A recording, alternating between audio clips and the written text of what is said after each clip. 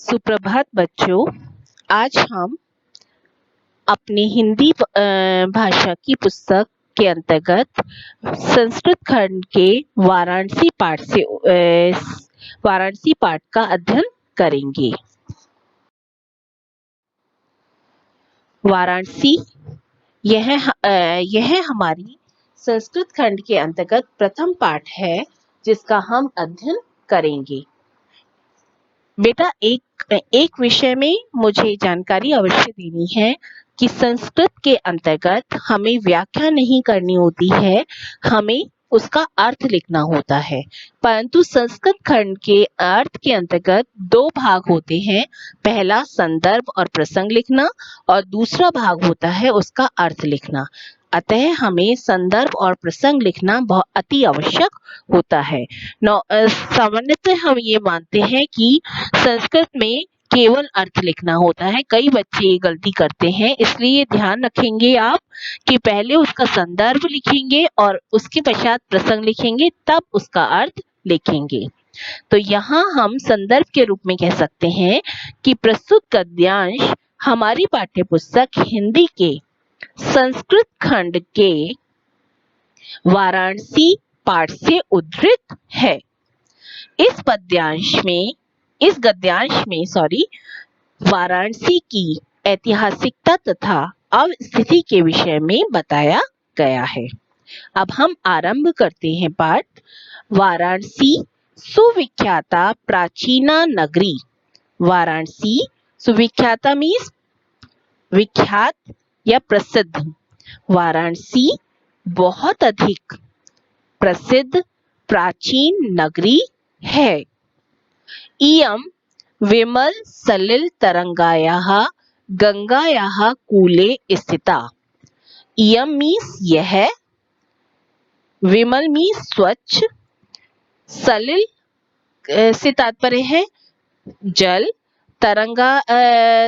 तरंगाया अर्थात तरंगों से युक्त, गंगा के, कूले मीन्स किनारे, स्थितः मीन्स स्थित है, अर्थात यह स्वच्छ जल की तरंगों वाली गंगा के किनारे पर स्थित है। अस्याः घट्टायाः घट्टानां वलयाकृति पंक्तिः धवलायाः चंद्रिकायां बहुराजते। इसकी, यहाँ देखिए, अस्या से तात्पर्य है इसकी, इसके घाटों की घुमावदार, वलयाकृति से तात्पर्य है घुमावदार, इसके घाटों की घुमावदार पंक्ति श्वेत चांदनी में, धवलायाम श्वेत, श्वेत चांदनी में बहुत सुंदर लगती है। बहुराजते से तात्पर्य है बहुत सुंदर लगती है। एक बार और देख लें। इसके घाटों की घुमावदार आकृति या पंक्ति स्वच्छ चांदनी में या सफेद चांदनी में बहुत सुंदर लगती है। अगणिताः पर्यटकाः सुदूरेभ्यः नित्यम् अत्र आयान्ति। अगणित अर्थात असंख्य, पर्यटका यात्री, सुदूरेभ्यः दूर दूर से, दूर देशों से, या असंख्य यात्री दूर दूर देशों से भ्रमण करने के लिए आयंती आते हैं। नित्यम रोज, अत्र यहाँ रोज आते हैं। अस्यायाः घट्टांश शोभां विलोक्य इमां बहु प्रशंसन्ति। और इसके घाटों की शोभा को देखकर, विलोक्य देखकर, इसकी बहुत प्रशंसा करते हैं। एक बार और आप हिंदी देख लें। हिंदी बोल रही हूं मैं, और आपका ये आइकन से आप दिख जाएगा आपको। वाराणसी बहुत प्रसिद्ध प्राचीन नगरी है। यह स्वच्छ जल की तरंगों से युक्त गंगा के किनारे पर स्थित है। इसके घाटों की घुमावदार पंक्तियां स्वच्छ और सफेद चांदनी में बहुत सुंदर लगती है। असंख्य यात्री दूर दूर देशों से नित्य यहाँ आते हैं। इसके घाटों की शोभा को देखकर इसकी बहुत प्रशंसा करते हैं। अब दूसरा पैराग्राफ देखते हैं। वाराणस्यां प्राचीन कालादेव गेहे गेहे विद्यायाः दिव्यं ज्योति द्योतते। प्राचीन कालादेव अर्थात प्राचीन काल से ही, गेहे गेहे घर घर में, और द्योतते अर्थात प्रकाशित है। वाराणसी में प्राचीन काल से ही घर घर में विद्या की अलौकिक ज्योति प्रकाशित होती रही है। अधुना अपि, अधुना अर्थात आज, अपि में अर्थात भी। यहाँ ये आपको एस की आकृति दिख रही है, इसका तात्पर्य है अ की ध्वनि 3 बार है, इसीलिए यहाँ पर अपि संधि हुई है, अधुना अपि। तो अधुना अर्थात आज और अपि अर्थात भी, आज भी अत्र संस्कृत वाग्धारा सततं प्रवहति जनानां ज्ञानस्य वर्धयति। आज भी यहाँ संस्कृत वाग्धारा अर्थात वाणी, संस्कृत वाणी की धारा लगातार, सततम मीन्स लगातार, प्रवाहित होती है या प्रवाहित रहती है और लोगों का ज्ञान बढ़ाती है। अत्र अनेके आचार्याः मूर्धन्याः विद्वांसः वैदिक वाङ्मयस्य अध्ययनेन अध्यापनेन च इदानीं निरतः। अत्र अर्थात यहाँ अनेक आचार्य और उच्च, मूर्धन्य मीन्स उच्च कोटि के विद्वांस है, विद्वान, उच्च कोटि के विद्वान और वैदिक साहित्य के अध्ययन और अध्यापन में इदानीम अर्थात यहाँ पर लगातार लगे हुए हैं। न केवलं भारतीयाः अपितु वैदेशिकाः गीर्वाणवाण्याः अध्ययनाय अत्र आगच्छन्ति, निःशुल्कं च विद्या गृह्णन्ति। न केवल भारतीय अपितु विदेशिका, विदेशिका अर्थात विदेशी लोग या विदेश में रहने वाले लोग, अर्थात न केवल भारतवासी अपितु विदेश में रहने वाले लोग भी संस्कृत भाषा, गीर्वाण वाण्या अर्थात संस्कृत भाषा, गीर्वाण अर्थात देवों की वाणी अर्थात संस्कृत भाषा के अध्ययन के लिए, अध्ययन के लिए अत्र मीन्स यहाँ, आगच्छन्ति आते हैं, च अर्थात और निःशुल्क विद्या अध्ययन करते हैं या निःशुल्क विद्या ग्रहण करते हैं। अत्र हिंदू विश्वविद्यालय, संस्कृत विश्वविद्यालय, काशी विद्यापीठम इत्येते त्रय विश्वविद्यालयाः सन्ति। यहाँ हिंदू विश्वविद्यालय, संस्कृत विश्वविद्यालय और काशी विद्यापीठ, इस प्रकार से ये त्रय मीन्स तीन विश्वविद्यालय हैं। येषु नवीनानां प्राचीनांच ज्ञान विज्ञान विषयाणां अध्ययनं प्रचलति, जिनमें नवीन और प्राचीन ज्ञान और विज्ञान के विषयों का अध्ययन चलता रहता है। एक बार और इसका अर्थ देख लें। वाराणसी में प्राचीन काल से ही घर घर में विद्या की अलौकिक दिव्य ज्योति प्रकाशित होती रही है। आज भी यहाँ संस्कृत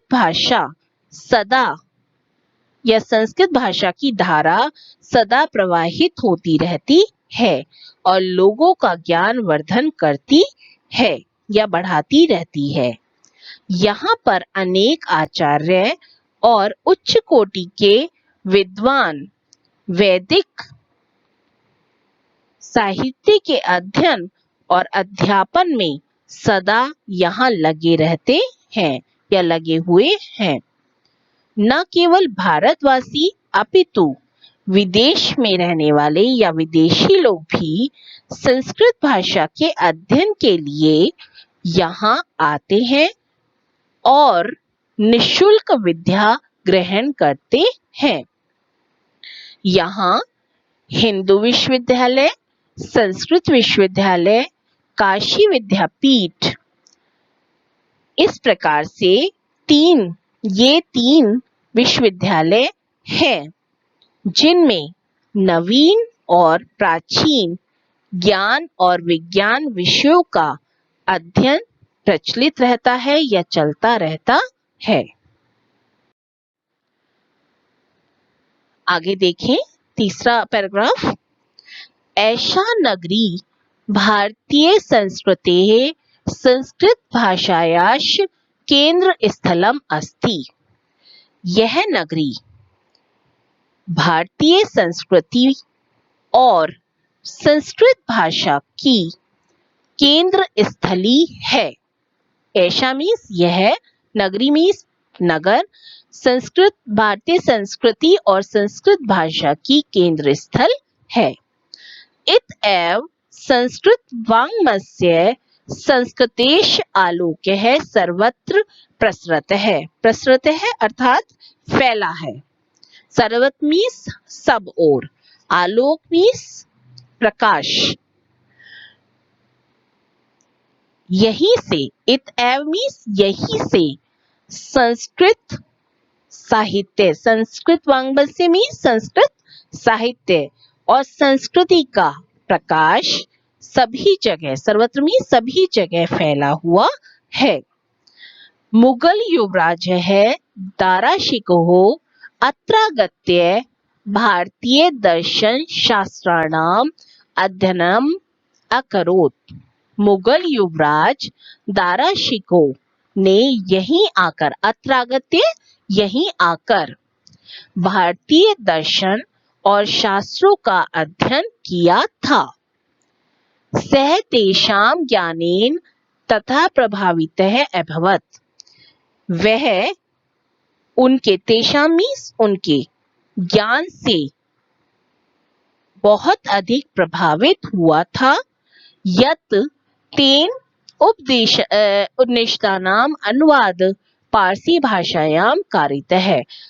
अर्थात वह उनके ज्ञान से इतना अधिक प्रभावित हुआ था कि तेन मीन्स उसने उपनिषदों का अनुवाद पारसी भाषा में भी कराया था।